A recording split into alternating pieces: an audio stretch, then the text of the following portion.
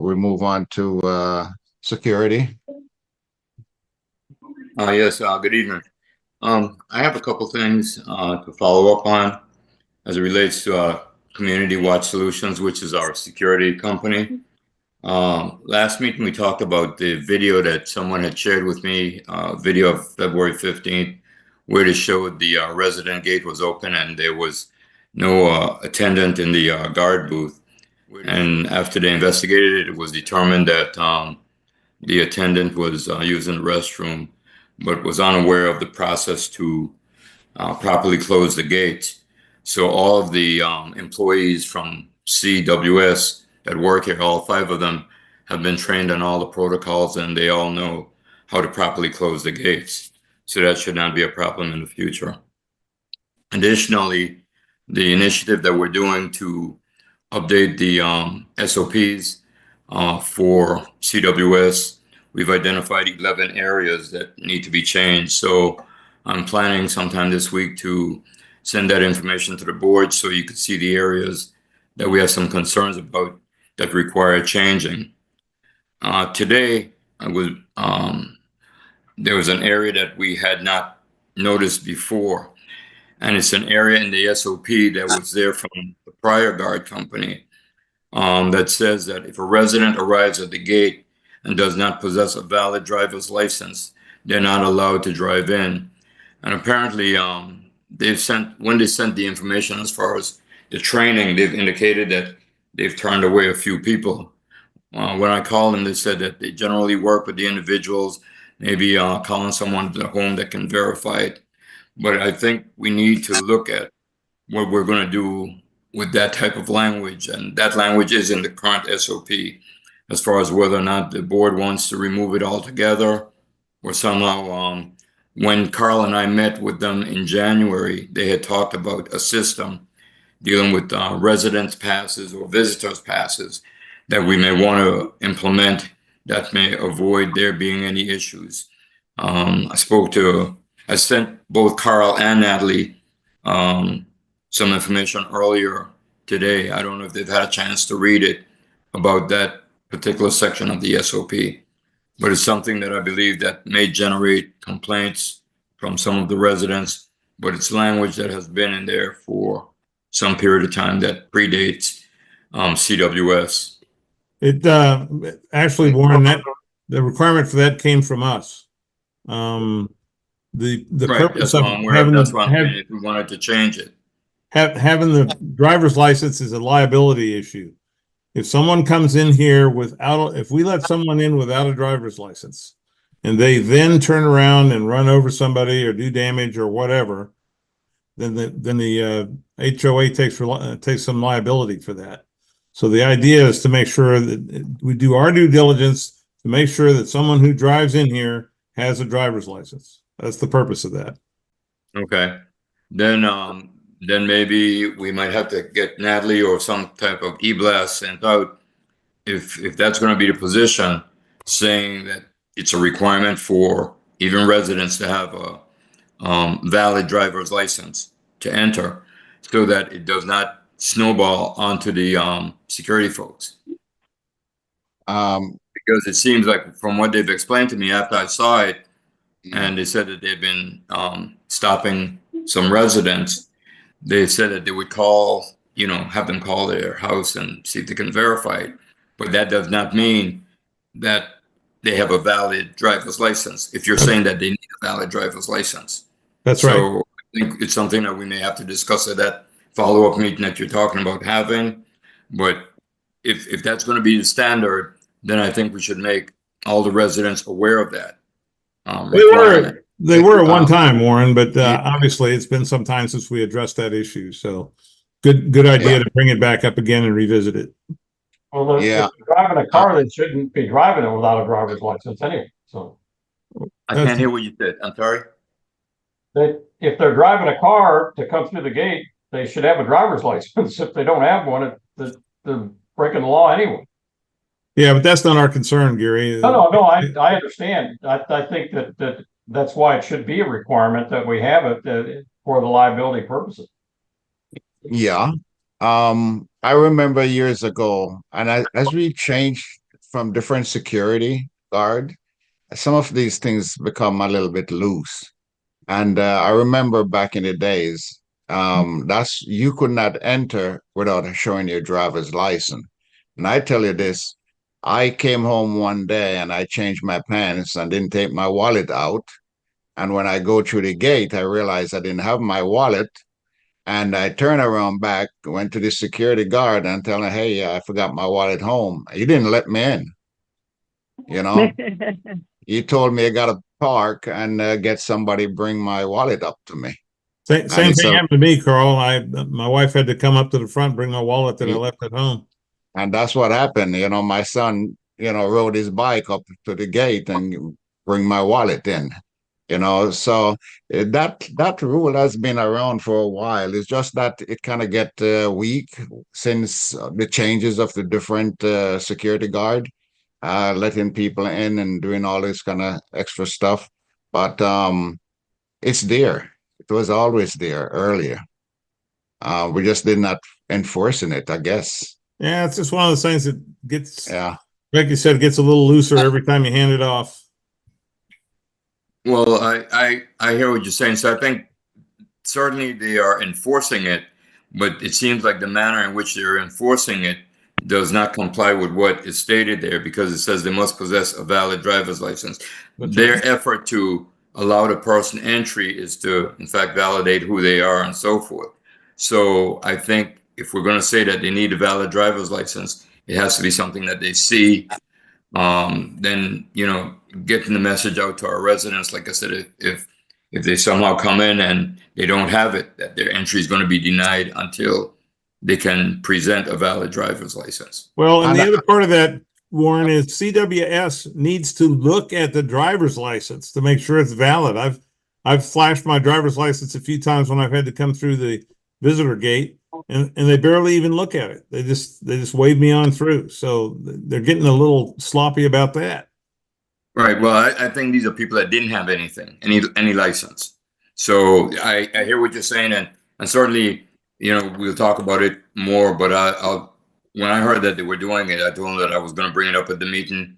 I'll say that it's something that's required, and they have to possess a valid license, and they should certainly look more closely at the ones that they are inspecting.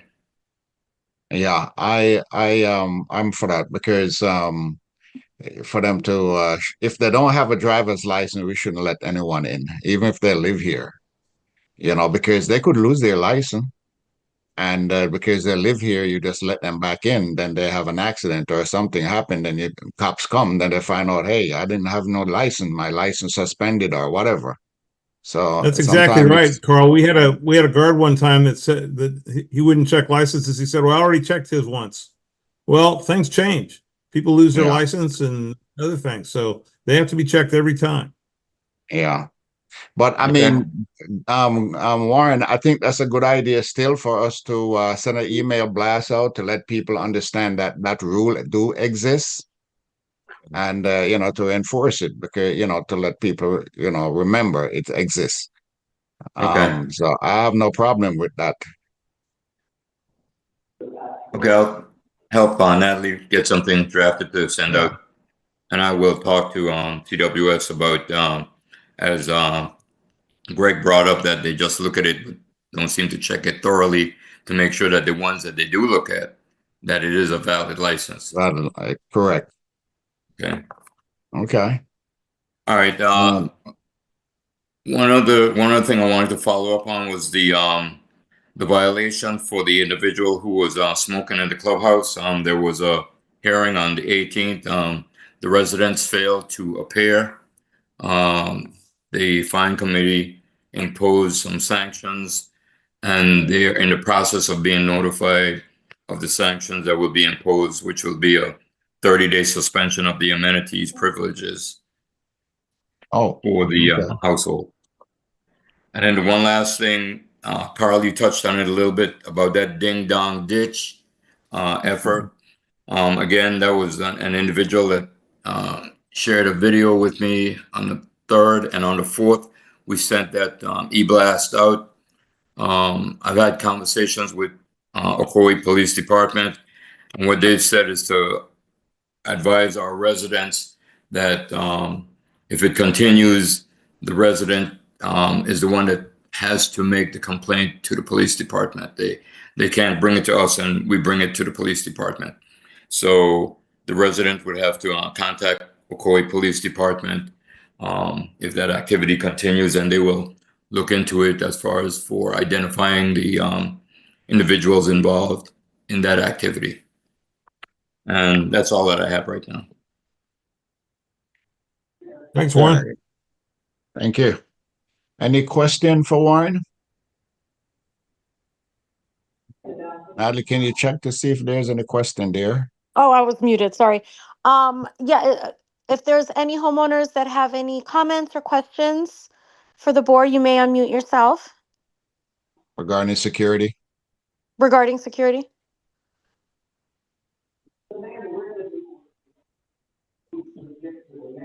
It looks like we're just getting a little bit of feedback from one line, but doesn't look like there's any questions. So Okay. we may proceed. All right. Okay, thank Next report going to be treasurers. Yeah, Treasurer?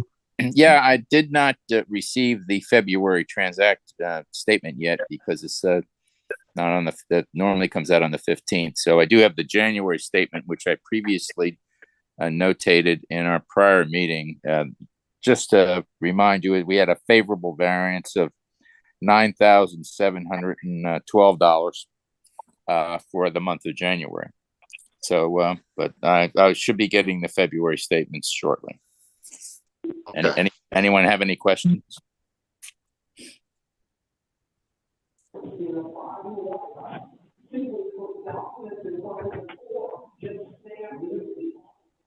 Is that somebody asking a question? I think no, I'm not sure if it's feedback or if it's very, very muffled.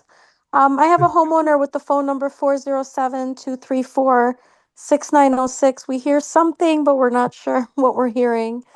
Did you have any questions for the board? No. Oh, okay. All right. Thank you. All right. So thanks, Ken. Let's move on to the old business. And what we have going on here is the review and approve for prior meeting minutes for February 17, 2025. I'll make a Someone will motion make a to approve as submitted. I'll second that motion. It's Ken Bear. And all in favor? Aye. Aye. Aye. And aye. Okay. The second item here, insurance offer for a gate incident, the accident there that happened at the gate. We got a feedback. Natalie, you have that feedback from the lawyer? What's his name? Yeah, we did, Nessie? yeah, we did receive, sort of a follow-up to the previous opinion from, Attorney DeMasi. And they are basically saying, and I'm sorry, I don't have it pulled up in front of me.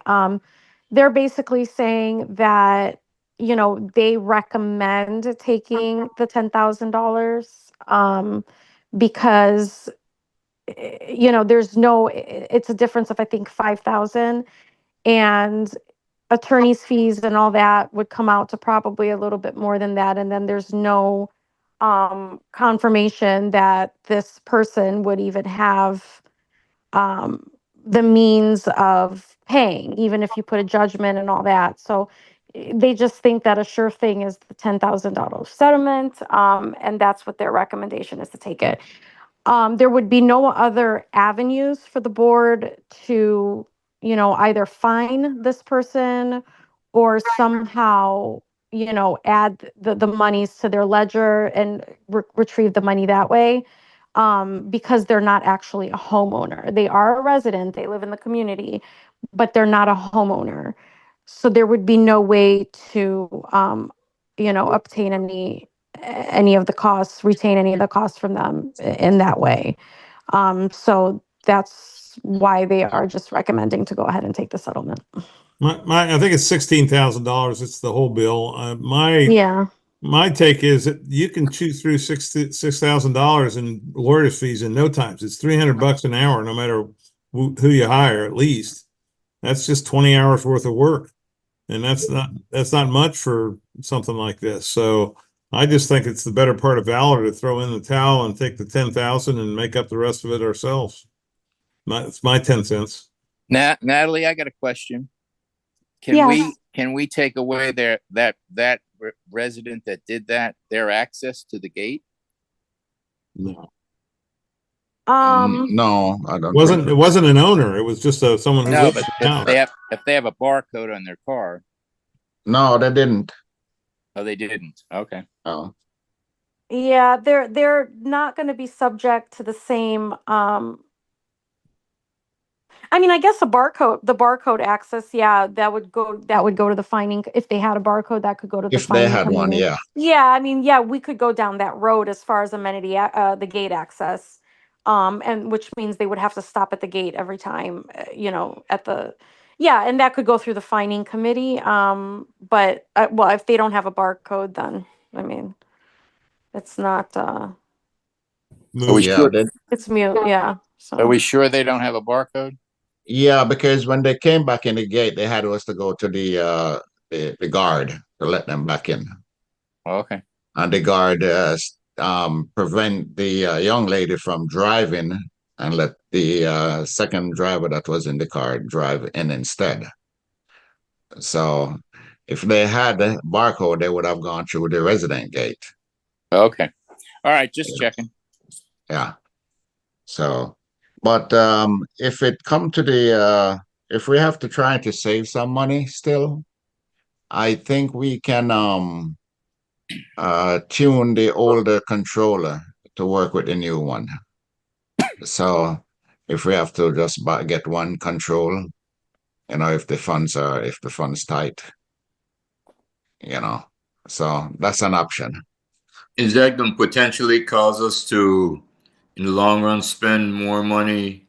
Is it likely to break down? Because I thought the issue with having a new controller and an old controller was recommended by the company not to Yes, mix them like that. that's correct. So is that going to cause it to malfunction to a point where we're going to be constantly paying to have it repaired because it's not in sync properly? Yeah, I spoke to a guy that works with the manufacturer, and he was a distributor, rep for the manufacturer, and he says if something changed, most likely the circuitry inside of it, the control board. But from what I understand from our gate vendor, he says the same control board that's in the new one, that's in the one we have. The unit we have, the model, is a 2018 model. So it's not that old.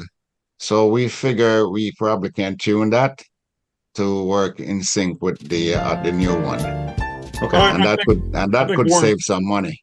I think Warren makes a valid point. There's some risk in doing that. So it's always just a trade-off between risk and cost. I don't know. But, I mean, the ideal is to have two new control that work nicely in sync. So I mean, if we can find it in the budget to find an extra $6,000, that could come out of reserves, Carl. That could. Yes, it's something new.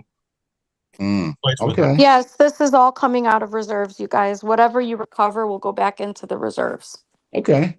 Yeah. So if that's the case, then that's not a problem then. Okay. All right. Yeah, I think the risk versus the reward is, as Yeah. Greg said, would be, for $6,000, let's get it fixed the right way. Good point, Warren. Good point, Warren. Yeah. Yeah. All right. Okay, so what I would like is a motion to accept, or if that's the direction you guys are going, motion to accept or not accept the insurance offer, so that way we can reach back out to the insurance company and take the settlement or not take it either way. I But make a motion to accept the insurance settlement. I'll second it. All in favor? Aye. Aye. Aye. Aye. Okay. Aye. okay. That's a done deal then. Okay. Anyone has any comment from the residents? Hi, Carl. I have It's- a question. So does Sure. that fall under guests? I know in our covenants, it says that we are, as homeowners, we are responsible for our guests. And if that person was visiting someone in there when that damage was caused, are they responsible for that, the homeowner? I believe yes. And if once a guest comes on property, the homeowner is responsible for them. Oh, so Right. that- yeah. Yeah, it's I'm sorry, I didn't mean to just jump in. Yeah. But yeah, that I wanted to mention that the owner is responsible for the acts of whatever occupants that they have in their home. But it is limited what the association can do. There's no provision in the declaration that says that you can, you know, do a special assessment or an individual assessment on that property, unless it was the homeowner that, you know, did it. But they are responsible for whatever guests they have. So that's why I said if, you know, if they had a barcode, we could probably enforce, you know, the amenity access, you know, take away amenity access or take away gate access. But to go as far as an assessment or charging the guests, that there's no provision for that. Well, No, I If meant, that I'm sorry, makes I meant sense. charging the homeowner because the guest is going to the homeowner. So the homeowner, I think in our covenants, I can't remember the exact. Yeah, no, verbiage, we looked into it with the attorney, and I think it's section 6.8 of the declaration. It does grant the association the ability to levy an individual assessment against an owner whose use or treatment of the common areas is not in conformance with the standards. But there's nothing in there that says that you can charge a guest of the owner. It's only if the owner caused the damage. I think the point, Natalie, I think the point is that if the owner is responsible for the guest, then you're not Yeah. charging the guest, you're charging the owner. Right, you cannot. What does it mean? What does it mean to be responsible then if you can't charge the owner? Right. I can send you the attorney's complete statement and exactly on that matter. And you cannot charge an individual you can't charge the homeowner for what the other individual did. I'd like to So, see and that. I mean, yeah, I'll send it to you again. That's There's a whole statement on that from the attorney that says that you cannot. interesting point. Yeah. Yeah, because I pressed that with them. I said, we actually, not only does it say in the declaration that you can, that the homeowners are responsible for their guests, it's actually in the rules and regulations too. So that's why I kind of specifically asked that with the attorney, why can't we do a special individual assessment on that property for the actions of the guest? And you can't. So, but yeah, I'll forward that over to you guys so you can see Okay. it. Thank you. Yeah. Thanks. Okay. So we take care of the insurance. So we're just going to go ahead then. Okay. Yeah. All right. CenturyLink reimbursement. That's a topic that we have a homeowner was inquiring because they weren't using the CenturyLink for some reason. But after I was kind of like in for it, but after reading the DCCR and came into this, I don't have the section in front of me here, but once I read it, I realized we can do anything about it because this is considered an amenity, and we can't a la carte our amenities, and all contract for amenities or any such thing goes on to what we call a common expense. Common expense is what we use to build our assessment and budgets. So each homeowner does not get a CenturyLink bill, so that we can able to rectify it from that perspective. So therefore, we got to go by what the DCCR states. So at this point, there's not much we can do in the sense of reimbursement to the homeowner. Anyone have any objection in that? Well, I'd like to just have an addendum to that says that if through the fault of the HOA or the fault of the contractor, they missed their they didn't get their connection right, then that's something we should consider in terms of them having to pay their full assessment. But if, on the other hand, due diligence was paid and the homeowner didn't, the homeowner failed to make sure that it was connected, then that falls on them. Well, the But in connection this was case, made. isn't there some issue in this case that the line wasn't connected beyond the street? I thought I read somewhere in this particular case, there was no indication of there being a connection to the house. No, there was So the my connection to the concern, house. Yeah. I'm sorry? No, there was the It connection to the was, house. yeah. Well, They there was. I thought connected, yeah, it, they connected everything. They just couldn't do the final, just basically plugging in the modem in the house because they Yeah, couldn't get access into her home because she wouldn't. I don't know. They sent emails. They said that they called her, and I have the correspondence. They sent it to me that they weren't able to touch base with her to get inside her house, to get everything plugged up. But the outside of the okay. house was all wired up. yeah. Okay, I And thought I saw something that said it had stopped at the one, street, that there wasn't any connection from the street. yeah, Well, the connection was made, and all wired up. But Okay, yeah, something happened that was 3 years ago. It was connected. I guess okay, at some point there was maybe her lawn maintenance, somebody on accident cut the wire. So that's what okay, the problem is right now. There's a cut in the what is it called? Those orange Fiber optic. fiber Fiber fiber optic. optic. Thank optics. you. There's somebody cut it on accident. So that's what they need to go back in, dig, and rewire it. But it was okay, originally wired and she had service. They just couldn't, you know, Yeah, okay, I couldn't one couldn't button it up. So yeah when I dug into it, Warren, I thought, as you said, that she didn't have fiber optic to the house, just the box, from what I right, understand. But after getting to a CenturyLink, we found out that yes, they did, and they show when they had the box installed with the fiber optic at the side of the house. So, okay, but apparently over the period of time, the fiber optic got cut, and nobody noticed that because she didn't have the service. So if okay, she had service, then she would have identified it and know. So that cable could have cut 3 years ago as well as 3 weeks ago. We don't know, right, you okay, know. okay. That's what I So was concerned about. I yeah, didn't know that other part that you just said. Thank you. yeah, okay. So all right.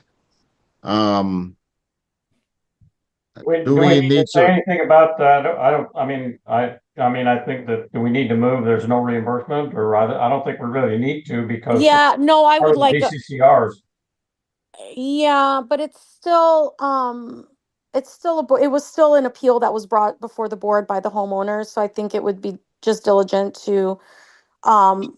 um to reflect in the minutes that the board did discuss it and this is the decision of the board based on what's in the DCCRs. I mean, however you want to word it, but I think I would like to see the motion in the minutes. That would be I'll my make Yeah, I'll make a motion that based on the facts discovered about the circumstances by Carl and because CenturyLink. of, CenturyLink.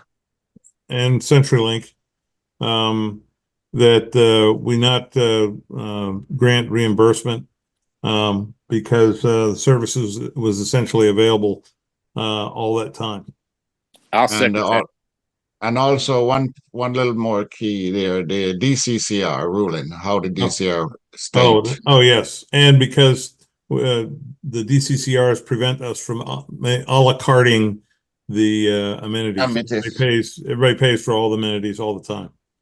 I'll second that. All in favor? Aye. Aye. Aye. Aye.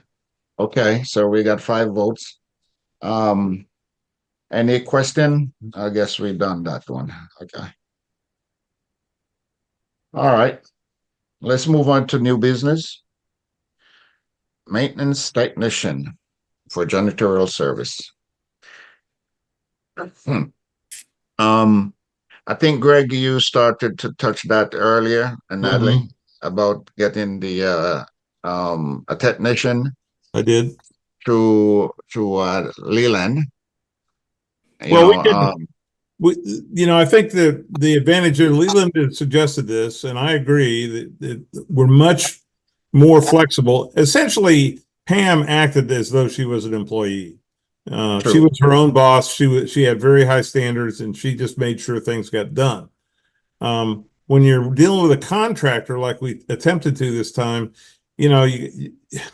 something doesn't get done, you got to fetch them out. They got to make a special trip. They got to, then you get in an argument about whether it was done right or not. And, it's just it's messy that way. And having an employee would be a much better way to go. That's their only job is to do, it may not be a full-time employee, but their job for us is to make sure all the maintenance and janitorial work gets done. And they're available, or they're reachable when things need to be done, like putting up a gate arm or picking up a dead raccoon or something like that. And Or an alligator. Or an alligator in the pool, which Pam had to do several times. So I think having an employee is a good way to go for those reasons. It's just that we, as the HOA, we could get a tax ID number and all that stuff for having employees and hire them ourselves, but I think it's a bad idea. Leland is all set up for that. They're obviously going to take a take out of what we pay for that. That's kind of their business, but I think it's a service that they offer, and I think we should take advantage of. Well, that would include payroll taxes and any Yeah. insurance Yeah, or anything like that. Yeah, all that the would be on insurance, Leland. all that's on Leland. Right. Yeah, all of that would be included in the in the total cost of what the salary would be. The insurance. Actually, I don't think there would be you wouldn't have to offer any benefits just because they wouldn't be full time. But everything else would be included in that cost. So Okay. I Well, think we're it's gonna a have good idea. before we make a final vote, Carl, we're gonna have to know what that cost is, right? so I kind of roughly went over it already with my superior. And so we're looking at 20 hours a week. I think 5 hours or 4 hours a day would be sufficient. So it would come out to about 20, if you're gonna pay $23 an hour for the maintenance technician, which is pretty much that's pretty standard, give or take a dollar. But that's pretty standard. And then at a rate of 34%, which is the standard burden rate that we charge, it would come out to 2671 per month. And that's all inclusive for everything. And that is, that is still within your budget, with a little bit of wiggle room. So when we will start the process of interviewing and hiring a maintenance person, we would keep this budget in mind. So I would say do not go over $23 an hour. If we can get it for a little bit less, that would be even better. But at $23 an hour, you guys are good if it fits within your budget. I think you have 38,000 budgeted for maintenance and janitorial. So, and I think it came out to, I don't have it right in front of me, but the 2671 per month, I think it came out to like 32,000, something like that. So, What kind of a say-so are we gonna have in terms of who gets hired? well, I'm going to ask Valerie, by the way, she's the new senior account on this account. Lauren is also still working with us, but Valerie is as well.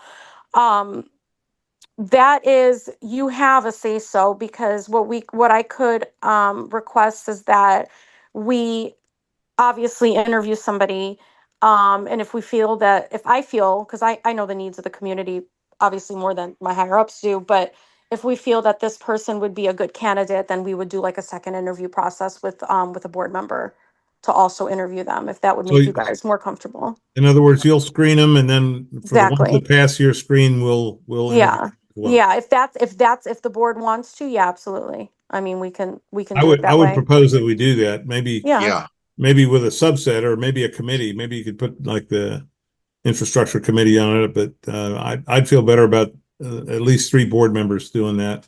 Only trouble Yeah, is every time we have 3 board members together, it's a board meeting. Yeah, it wouldn't be 3 board members. I think, I mean, the way it's typically done, it's the board president will meet with an interview. When I used to go on site, I was an on-site manager, I would interview with the management company, with Leland, and then I interviewed with the board. And it was always the board president. So 1 or 2 board members, but yeah, if you have 3 now, it's a board meeting. Um, Now, so we could do it that way. We also do have maintenance technicians already obviously hired. We have maintenance staff at a lot of on-site communities. So there may be a situation where we might transfer a current employee over to Westyn Bay, and that would make the process even quicker. But obviously we would need that availability from that person to be able to do the transfer. So either way. one question, Natalie. Would it be maybe a good idea to check to see if there's any residents in Western Bay that would be interested? No, that's not a good idea. It's not a good idea to have a resident be an employee. Yeah, no, right. I see what you're saying. It's because they're there. And Yeah. it would be nice at 8 o'clock at night if there's a leak or something, have them go out. I understand the sentiment, but it's just it would be a conflict of interest. You don't want to You do mean that. if there's a resident here that can do the work, but they would be working for you guys, not us. That's true. I would recommend against it, but I can ask the attorney if that's a conflict of interest. I just wouldn't you recommend technically, it, you guys. I mean, They're not bored. I used to run camper parks, okay? And we used to hire people that actually lived in the camper park, and it worked out really well because the maintenance person was right there. Yeah. yeah, I think what you guys want is somebody that's experienced, and I mean really experienced, and somebody that knows what they're doing. And in this situation, you essentially have an employee working for themselves, because even though they're working, the paycheck goes through Leland. The oversight comes from the HOA. It's going to come from us. It's not going to come So from themselves. that person would have a say so. That they And could, also they might have their own motives because they live there. Right. So you don't want to mix the two, it's not. everything I've ever been told says it's a Person at home bad idea. sleeping and napping, instead of being where they need to be. It's not a good idea to mix Okay. the 2 things. But again, that's just my opinion. Obviously the board, however you guys feel, will accommodate however you want to do it. But if you want my advice, I just don't think you want to. It's a great idea. Okay. That's fine. And, But, All right. and let me just say also, I think the other thing about the advantage of having it through Leland is that if for some reason the person gets sick, or and then Leland has somebody else they can fill in right away. So it's better to have them overseeing it and be responsible for it. It's a good point. So if they can't show up, they can probably send one of the other maintenance person over here to take care of that issue. Yeah. Is that correct? Yeah, people do get have sick days, and may call in sick. I don't think we would be able to send. This would be an employee, and they do call in sick sometimes. So I just don't think we don't just have guys in line waiting. Like, we wouldn't be able to pull somebody and say, hey, you got to go over to Western Bay. That's not the way it works. This person would be an employee of Leland, obviously, but they are employed at Western Bay. They're working at Western Bay. So if they call in sick for a day or two, we wouldn't be able to, that wouldn't be the procedure to have it covered. They just would be out of the office that day. But if there was like an extended, like, let's say they come down with COVID, or come, God forbid, are in the hospital, whatever, and you 2 week need vacation. coverage. Hmm. A 2 week vacation. Yeah. Well, a part-time employee isn't going to get 2 weeks of vacation time. So, but let's say they need to take 2 weeks off, or let's say they need to, for whatever reason, things come up in life, then yes, we would jump in and definitely get you guys covered. I mean, you can't go even a week without somebody on site. We understand that. But yeah, I mean, a sick day or here or there, that may happen, where they call in sick and they don't show up to work. And it just wouldn't be feasible for us to just pull somebody. We don't have that You don't have availability. guys sitting on the bench. We just don't, right? So, Yeah. Yeah, but I'm just saying that I think with it's Leland's obligation to keep us, keep that position filled. And if they But can't, if there's a problem, they need to address it. no, but Gary, it's like me when I'm sick, or when I can't be in the office. I mean, I'm off. It's I understand. you Well, know I what I think that mean? I think that They may don't send somebody to cover for me. I mean, it's, everybody is going to have an off day. We just we're not able to go and pull somebody from somewhere. We can't, it's not feasible. We're not a temp agency. If we hire somebody as an on-site maintenance person for Western Bay, that person will have 20 hours a week that they will be there, but they may call in sick. That will happen. And that And they, day you won't have somebody there. and, you, Yeah. and they don't get paid for that day, right? Because they're They will not be part-time. paid for that day. No, because part-time employees. Now, if you hired a full-time employee, then what would happen then is they would have whatever the PTO is for that they start off with. I don't know what it is, but and then a week. I think they start off with a week's vacation time. In that situation, yes, we would provide coverage for that week vacation that they're taking, or that 2 weeks Okay. vacation that they're taking. So Now yeah. let me ask you this though, Natalie. Is there some kind of contract modification or something that we have to do between Western Bay and Leland to account for this Yeah. relationship? Yeah, there will be. There'll be a new it'll be probably an addendum to the contract stating that you now have on-site personnel. Because if you recall what the contract has right now, you don't have an on-site staff. You have a portfolio manager, which is me. You don't have an on-site manager. So the same thing goes for any other staff. Okay. So it'll be an addendum to the contract. And again, I just want to go back to the coverage thing. If this employee says they can't come to work for a week, we will cover you. You'll get coverage. But on a sick day, here and there, it just won't be feasible. But yeah, it'll be an addendum to the contract, and that would be something that the board would have to sign, and all of the salary, everything would be included in the contract. So Would it be possible to identify this person and have them meet with the amenity pools person who spent a lot of time with Pam learning what to do? I mean, you mean prior to being hired? Whenever. Yeah, I mean, What I'm once trying to take they're advantage of is the fact that Pam spent so much time going over the ropes with this amenity pools person, that if we don't do something to salvage that, then the only way to get that back is to have Pam come back and do it again. yeah, I mean, If she it depends on it really depends on I don't know how much faith I have in the maintenance person and janitorial person that we have right now from amenity pools that, It's what we but have. yeah, That's it. you know, whoever we have right now that's there, once we get a new maintenance tech in there, yeah, we'll have them meet with who's in there right now to kind of go over the ropes.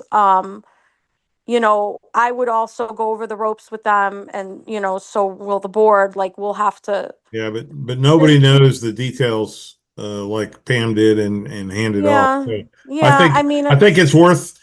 I'm bringing it up because I think it's worth mentioning when we're working with amenity to terminate this thing and the date and all that. We need to make sure that we make it a deal for them to have their person spend time with our person doing that, whether it happens before or after the switchover.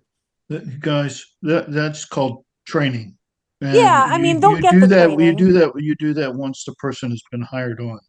You don't bring somebody on and have them trained and then not hire them. It's all training. I I work wasn't Right. part-time. suggesting that, Bill. I was just suggesting that we Yeah, no, plant the seeds that we're going to do this so that Yeah. we don't bring them on at the last minute and they say, "Oh, sorry, that person's gone." Well, that's one of the risks that you run when you do this. But basically, you're turning it over to Leland, and then Leland would find somebody that they felt would be appropriate to do the work, and then they'd hire him on, and then they'd come in and we get training, and Yep. it might be that we then we might ask for Pam to come back and train the person. If we did that, we would have to pay Pam to come back and do that. I mean, I don't know if she's local or not, but if No. not, then we get training for that person in one way or another to so that they can do the job. But that's all on the job training, and some of it, Mhm. when Leland hires the person on, one of the things that they should be looking for is, does the person have experience in pool maintenance and other kinds of, Well, I don't think we're whatever it not is that talking we about want. Bill. We're not talking about this person doing the pool maintenance. Oh, This okay. is Well, you were this is talking just about Pam. Okay, well, whatever else that it is that you want them to be able to do, yeah. Leland is going to be doing that in the interview to make sure that they're hiring somebody on that's not just some drifter off the street, but is somebody that's got some experience in that type of work. That's what My they're only looking point is that we don't Yeah. want to find ourselves after the fact thinking of this. We need to think about it ahead of time and see if we can arrange for some kind of a handoff. That's all I'm saying. Oh, yeah, I understand what you're asking for. There's going to be some limitations to what can be done, and then if the person doesn't work out, then we tell Leland, hey, this person's not working out, and they let him go. Yeah, and we switch it out. We get somebody else. Yeah, We do go through the but process again. But mostly what you're going to be doing is hiring somebody that's already got some experience. Not you're not hiring another Pam, but you're going to hire somebody in that's going to be able to do the work that you're asking them to be able to do, and then they'll learn some of the stuff on the job training. OTJ. All right, I think we beat it to death. All right. OJT. Yeah. That's standard. That's standard stuff. We do it all the time. I can't tell you. I've trained 60 people or more in how to do my job because we have a revolving door. So it's just those things that happen. yeah, and I just want to also. I mean, I'm not big on. I'm not. You know, that handy, but I do know I do know a lot of what Pam did. So I would have no problem coming on site a couple times to meet with meet with the new maintenance person and kind of get them acclimated and spend some time with them at the community and show them around, and I'll do that as well. So I think they'll have enough between myself, the board, and then obviously whoever is still on site from amenity. I'm sure they'll help out if I ask nicely for a smooth transition. I think it'll be good. Natalie, you want to ask if there's any resident has any comments?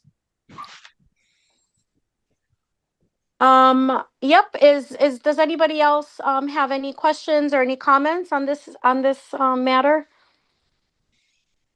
Yes, I have a question. Yes.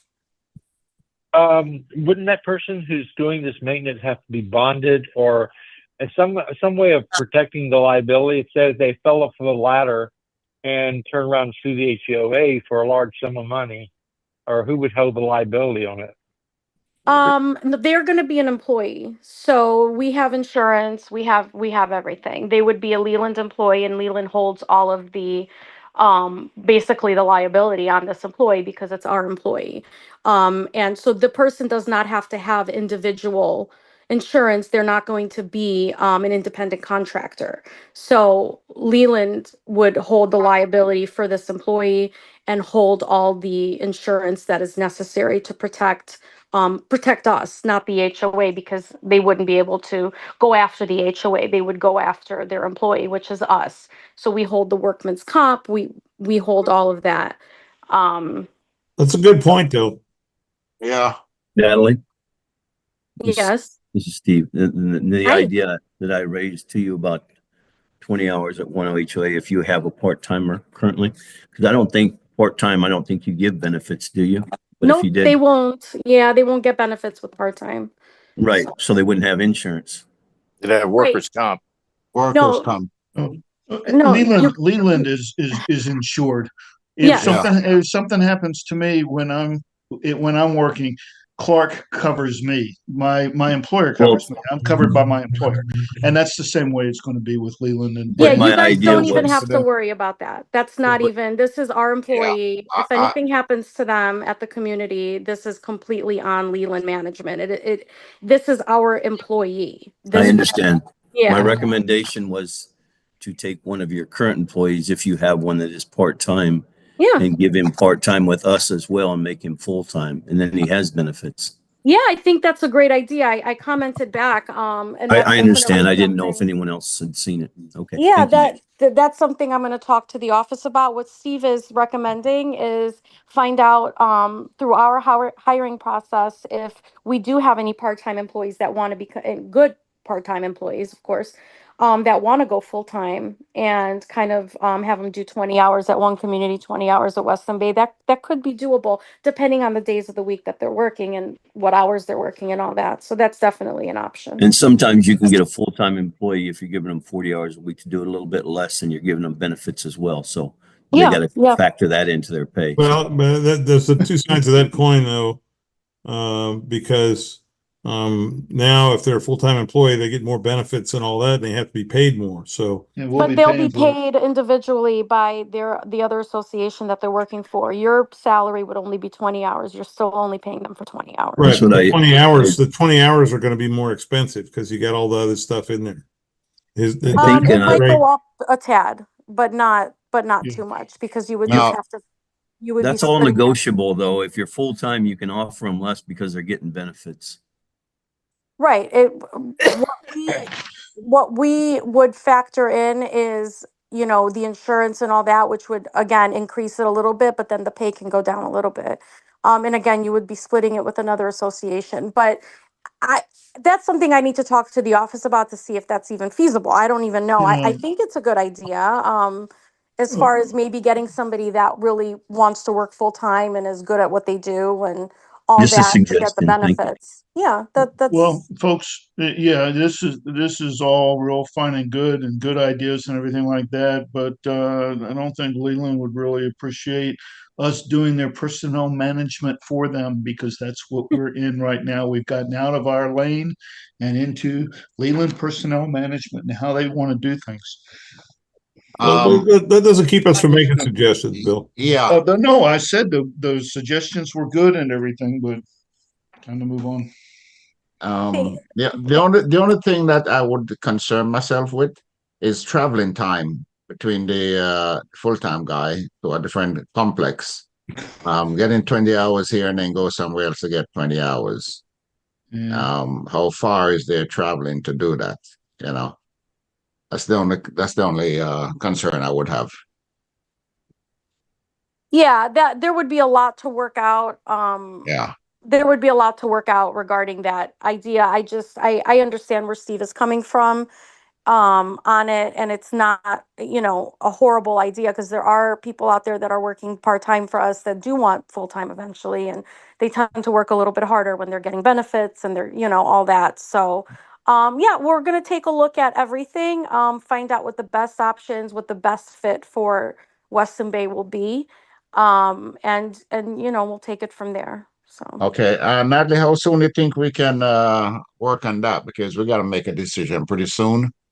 well, I'm So going to get now that started you, on it immediately, like tomorrow. okay, Yeah. because now that we gather some information and hear from about the board and the resident, you know, some ideas here, I think we have a better grasp of what we need to get done. So, I'll be on it tomorrow, so you'll be hearing yeah, from me on this. You know, I'm gonna talk to my, I already told her, she already knows this is coming. okay, So it's a priority. So okay. If we're All gonna, right, so we're gonna table this then. if we're yeah, we could table it. I just wanted the board to discuss it so I know Yeah. what to start looking for. So we should be able to bring this up if we have a meeting next week then. I don't know how, if we're, I mean, yeah, we can put it on the agenda for next week. And just kind of for an update and see where we're at, but I'll definitely keep you guys posted every day on where we're at, and maybe we might have Valerie at our next meeting. I don't know if she'll be available or not. If there's any questions that you have for her on this, you know, we could do that also. So that's next month. Or next month, right? Yeah. Yeah, Well, we're by gonna, next month we should have We can't bring. definitely a better idea of where we're going. But next week, I don't know. That's a little soon. So well, we can take a look at if the opportunity's there. We're gonna have a special meeting next week on the couple of the other issues we talked about. okay, Okay. all right, guys.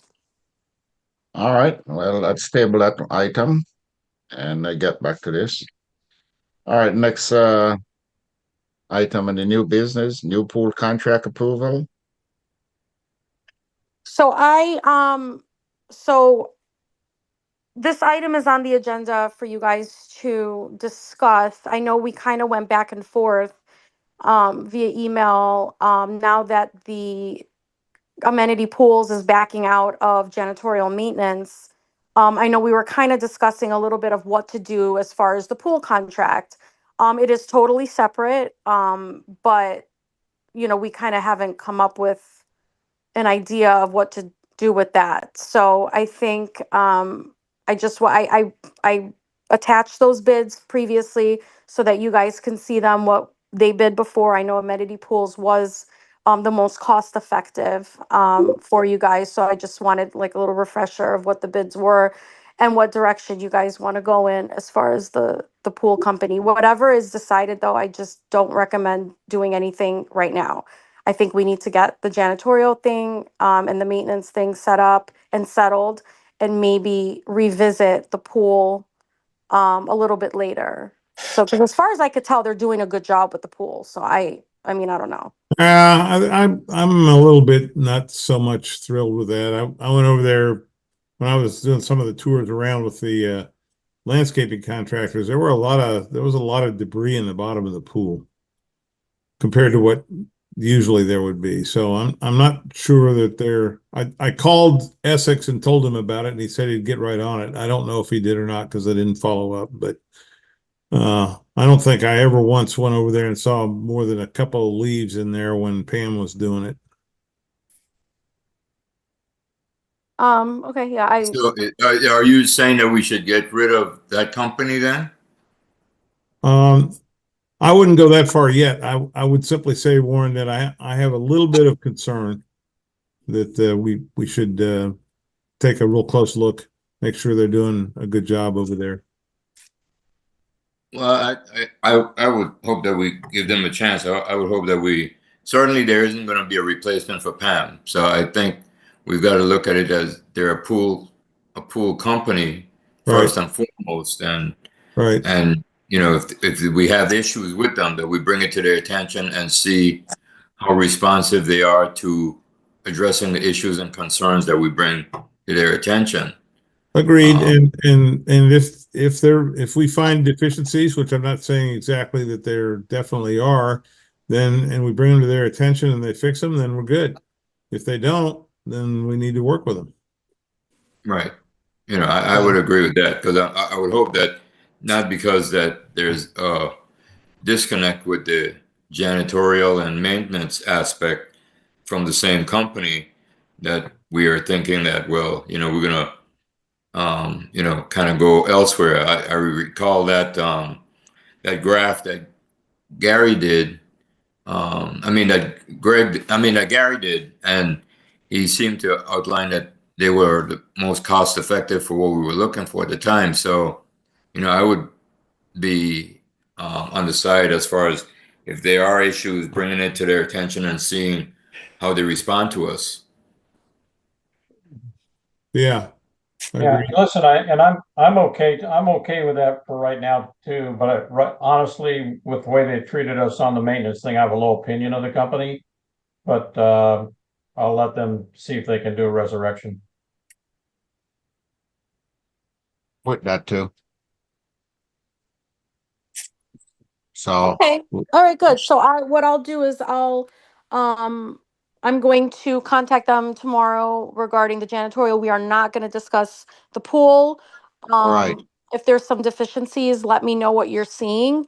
And I will discuss that with them on a totally separate, Discussion. Yeah. yeah, totally separate discussion with them.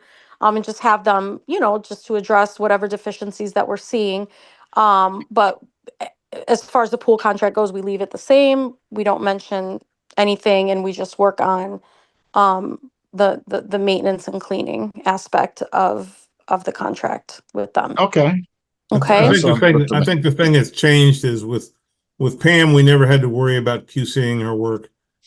With this new contract, I think we at least at first need to spend some of our time, probably all the board members going over and taking a look and seeing what they think. Yeah, and when I'm on site, I'll start taking a closer look at the pool and and also, the homeowners. I mean, I know, we have summer coming now, and if there's gonna if things aren't getting done, we will hear it from the homeowners as well. So, True Uh, that. yeah. Yeah, Yeah. the only one comment I have here, because sometimes we got to be careful when Brightview get in the pool area and they start to clean up. Sometimes they have debris get into the pool. Yeah, Uh, as a matter of fact, Carl, I've talked that specific issue with each of the contractors, each of the bidders about the deconflicting with the pool maintenance and doing like palm tree trimming before all the seeds come out, all that stuff. I yeah. have gone over it with them. Okay. So All right. we'll do it again with whoever wins it. Yeah. Okay. Because that's something that can if the pool person come out and clean the pool and then as soon as they're gone, you got Brightview in there blowing or cleaning and then they send Yeah, I used to drive Pam nuts. She'd work all week to get ready for the 4th of July weekend, and then Brightview would show up on Friday and leave all kinds of debris in the pool. It was correct. disastrous. Okay. All right. Okay. Are there any homeowners that would like to unmute and make any comments regarding the pool? Or send a chat? Okay. I don't Right. see anything. We can proceed. Okay. So let's move on then. Palestro, repaint extension. Yep, that's me. I Okay. have a homeowner that is requesting an extension on their violation to repaint. They are requesting an extension of 8 months to complete the work based on financial constraints because they have to get a new roof and some other things. So they're kind of trying to do everything, but they need some time. What's the address?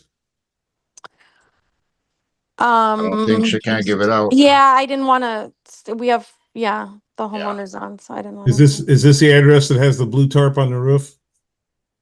You can't say.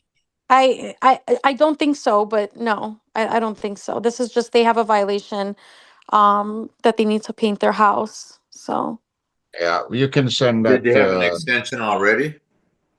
I have not given them an extension already. Let me double check on that though. I might have given them like a very small extension and then it just wasn't enough.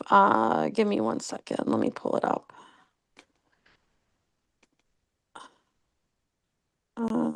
Actually, yeah, I usually give them something. Hold on. I understand. They're also saying that they just painted 3 years ago. I was like, okay, well, you can't tell because it's very faded. Painted So 3 years sometimes, ago, and they need to paint again? yeah. So I mean, sometimes it's just, it depends on the paint you use, the way Quality of the paint? the Right. quality of the Yeah, paint, the quality of the paint. Yeah. the way the sun hits it, the weather. It's. Let me see. Hold on. Let me just go through this really quickly. Sick and claim. Can you please provide a time frame? I have not provided an extension yet for them because I actually said I'll give you guys, I can go ahead and provide you an extension. I'm thinking he's going to say, okay, I need a month or two. And I would have just given it to him, but he said he needs 8. So that's why I brought it to you guys. 8 months? Yeah. What's the general extension that we've given people before? I mean- usually offer like a 30-day extension, sometimes 60 days for bigger jobs like a repaint. And he's saying that, or they're saying that they need 8 months because they're doing their roof also? Yeah, he says he currently has a insurance claim from the previous hurricane, and he is getting a new roof. So this is what he wrote me. And he's also getting his gutters done. Um and he's waiting on ARC approval for that. So I guess he's doing a lot of work, and he said he needs to do the repaint after he completes the work on the roof. Yeah, but if he's getting his roof done, it's not going to It doesn't really coincide. take Yeah, 8 months. it's not really related. But that's his reasoning for asking for the extension. So That's a long time. Maybe. I don't support 8 months. Yeah. Yeah, Yeah. maybe half of that, maybe 4 Yeah. months. Maybe 3 months. I can go with 3 months. Yeah, I can live with 3. Same here. We'll make okay. But Okay, no gotta more make- after that. That's the last one. so approve the extension for 3 months. 3 months. Okay, is that an all in favor or a second on that? I'll second We'll it. make- yeah. All in favor? Aye. Aye. Aye. Okay. All right. Okay, so Aye. I'll let him know 3 months. I think we got 4, maybe 5. I said aye. Okay. Okay. All right.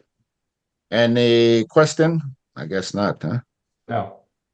All right. All right. Fines, referrals, and attorney CE files. We don't have anything for the attorney. We don't have any flat fees None. to pay. I do need an approval on suspending amenity access for those homeowners in arrears over $50 and past due of 90 days. Can somebody make a motion on that? Yeah, anybody. I'll make the motion. I second it. Okay. All in favor? Aye. Aye. Aye. Okay, so this brings us to the date of the next board meeting, April 14, 2024 at 7 p.m. And Make it 7, not 7:30, right? Okay. oh, 7. Yeah, 7 p.m. Uh-huh. Yeah, I changed it on the Yeah. revised one that I sent. I will not be in attendance at that meeting, Carl. I'll be out of town. Okay. All right. And I hope I'm here. Let's see here. Okay.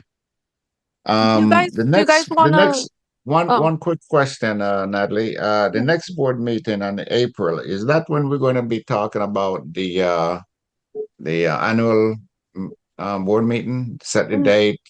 No, we're gonna do that right now. No, I've said in April.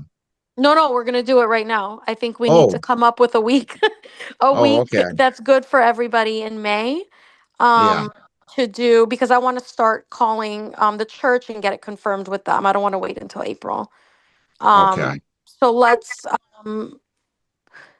I think you guys usually do it in the, I think, May 16th was last year. yeah, I don't want to do it the same week as the board meeting though. It's a bit much. Because April 16th would be the same week as the board meeting. May So how, 16th. yeah, so how about, oh no, that's April I'm looking at. Wait, May, hold on. Same thing. Same thing. So yeah, so how about the week of May 19th? I'm gone after the 20th, so it has to be before that, unless I don't have to be there. So We usually do it on a Thursday, as I recall, but I don't know that we have anything that requires that. There's nothing that requires it. It's just kind of, you just always held it on a Thursday. Um, Warren, so you're leaving the 20th? yep, And for how long? we'll be gone for like 3 weeks. Oh boy. Okay. So I think How about the 15th, the same week as the board meeting then? I yeah, don't but think there's a remember, problem the same week myself. Yeah. okay, well, for me, it was a little difficult because I have already 2 meetings scheduled that week. But that's fine. Or we can have the What about the week meeting of a the week 5th? early. We can have the Week of board the meeting on the 5th. 5th. Yeah, that's what I'm thinking because remember, even if you do it on the 15th, we're going to have another meeting on the 22nd. Because remember, you don't get quorum the first time, you're going to try again, right? Right. Yeah, so how about if we do it The 5th? I'm The good week the of eighth, the and 5th. then the reschedule would be the 15th. Do the 8th and the 15th, you're saying? the 8th Yeah. and the 15th. That's what I'm Yeah. And then thinking. have the board meeting on the 5th? No, I said the week of the 5th. The week of the 5th. Well, Yeah. we need to Board have meeting still be on the 12th. Yeah, you no. guys, you guys, let's do, how about the week of May 5th for the first annual, and then the week of the 12th for the second annual.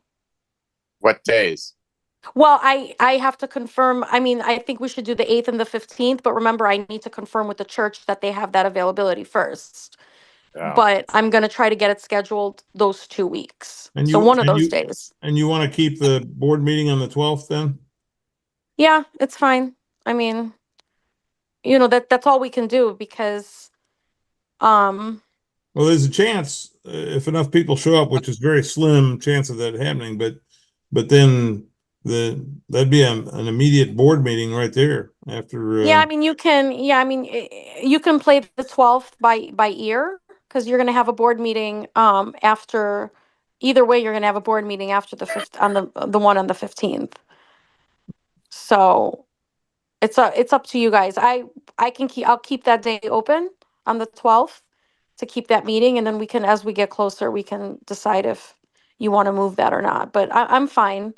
I'll Okay. make it work. Yeah. Probably you want to find out from the church if what day they're available. That's what she's saying. Yeah, Yeah, that's why okay. I'm just saying the week of the 5th, the week of the 12th, to Right. do the first meeting, the second meeting, and that way it's all done before Warren leaves on the 20th. Okay. what Yeah, time? and we're not what, pushing right up to the edge there. That's a good idea. what time Yeah. is the meeting? At 6:30? Yeah, We usually open the doors at 6 for people to start registering, and then I think 6:30? I think the Yeah. meeting actually starts at 7, doesn't it? no, we do, it'll be, I gotta look, but it's usually a half hour to register, so it'll either be 6 or 6:30. Okay.